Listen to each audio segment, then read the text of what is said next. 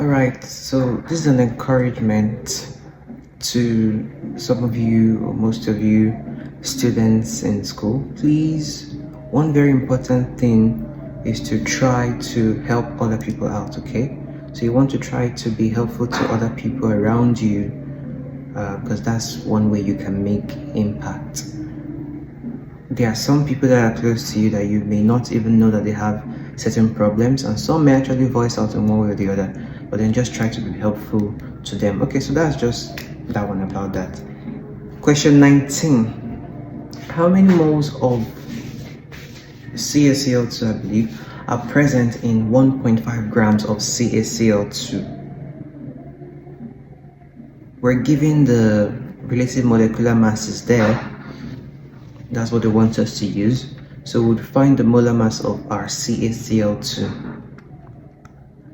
Okay, so that will be 40 plus 2 times your chlorine is 35.5. So you put it in here like this. And when you solve all that, you should get about 111 grams per mole. Okay, which means 1 mole of CaCl2 is equivalent to 111 grams of, CaCl2.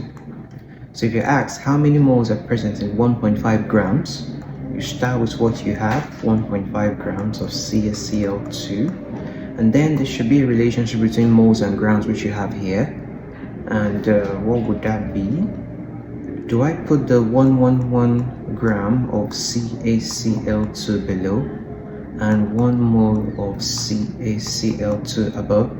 Yes, I can do that because I would want this to cancel out the grams, and now I'll have moles when you multiply it out.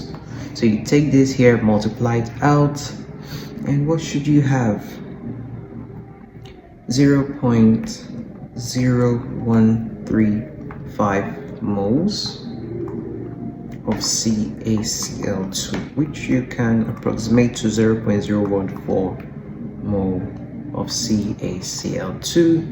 This is two significant figures here, just like this one here, and that's why that should be a good answer. So yeah, once again, be helpful to people around you, and I guess that's like the tip for today.